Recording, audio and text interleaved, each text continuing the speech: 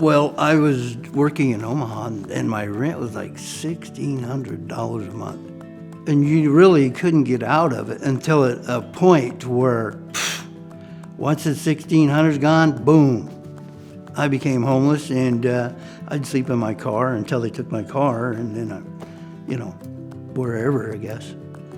I had a kayak, so when they took my car, I lived in Underwood, Iowa, at the motel.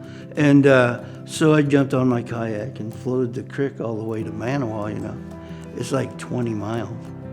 And that's what we do anyway, float rivers and creeks and stuff.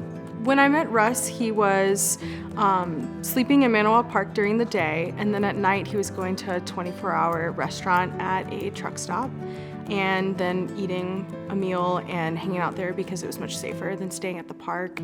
He had earned the maximum amount of income he could earn under Social Security retirement, so he couldn't work at that time. He had to wait until the end of the year when he could get another job, and he had called a number of landlords in an attempt to get housing that was affordable, and no one would call him back. We just came out of the flood. You couldn't get an apartment anywhere. And then it just carried on and on and on, because most of the people who lived in the country never moved back to the country. So it was, if she wouldn't have got me the apartment, I wouldn't have got one.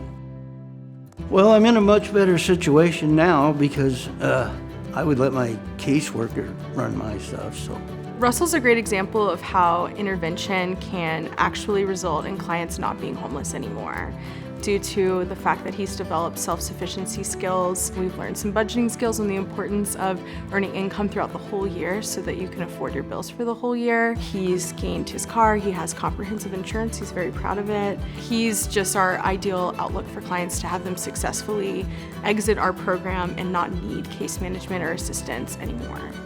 There's so much evidence that we are all a series of paychecks, a pandemic,